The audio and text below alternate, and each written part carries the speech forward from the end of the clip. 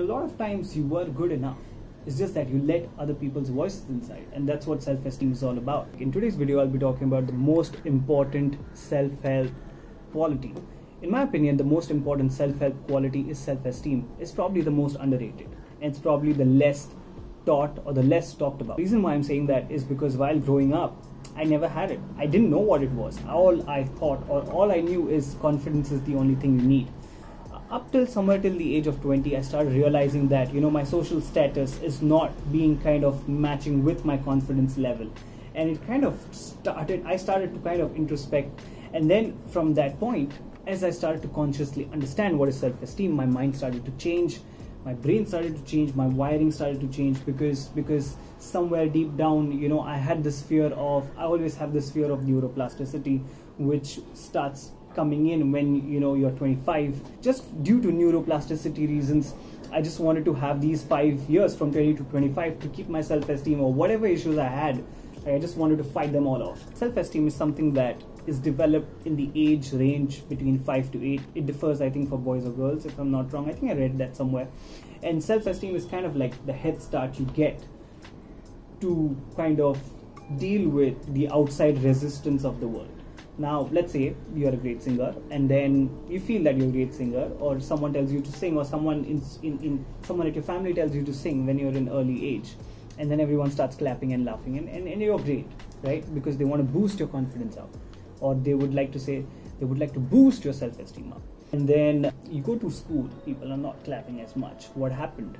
Did you turn into a bad singer? No, you weren't that good. At that point, you do that twice, people don't like it. People are not clapping when I sing. You come back and you ask your parents, like, hey, what's wrong? And then your parents are going to tell you that you need to practice more because everyone kind of sings well. So you have two options at that point. One is kind of come back to your past data where people have accepted that you're a great singer and use that raw data to kind of understand that, hey, you sing well, and then you come back. Or you decide that maybe I'm not a good singer, maybe other people are good. That kind of feeling kind of stuck with you because you just kind of prioritize their opinion over how you looked at yourself. So suddenly you tell yourself that I'm not a great singer. So by 24, suddenly you look back and say, I could have been such a good singer, but as I couldn't because I'm just not good enough. And then you just have a blank answer to yourself. Was I really though? Or were you really though not good enough? And a lot of times you were good enough. It's just that you let other people's voices inside. And that's what self-esteem is all about. Is that setback, how do you kind of navigate yourself from that point? And the same thing happens when you are at triumph. The next kind of challenges, let's say you wanted something, all right, and then you want to take the next set of challenge. Would you take it or would you be comfortable? So to get into an uncomfortable spot or to decide to fail at something requires a level of self-esteem, and that is something that I didn't know. I thought confidence was something that's going to rule the world, and confidence is something that only, that is the only thing that requires, but it's not the case. Almost everything in life is decided by self-esteem. As I'm sitting here at 25, I realize that. It's because, let's say you're at work.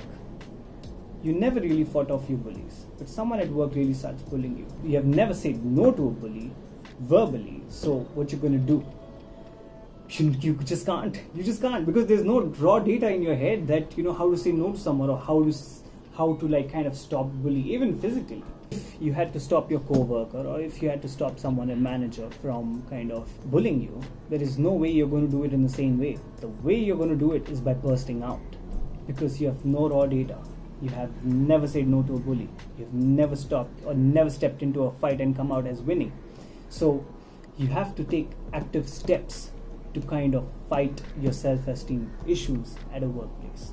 And it's going to be a hard, long road of change, but eventually, after 8 or 9 months, it starts changing and you start becoming a different human being. And that's what I'm talking about here.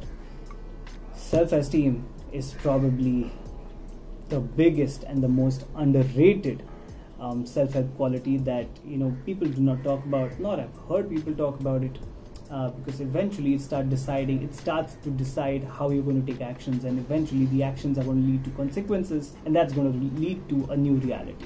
So it's kind of like a snowball effect. So with that being said, this is today's video about what is self-esteem and why is it so important. In the next video, I'll be talking about how do you solve your self-esteem issues. Thank you for watching this video. This is Rutvik signing off. Till the next time, bye-bye.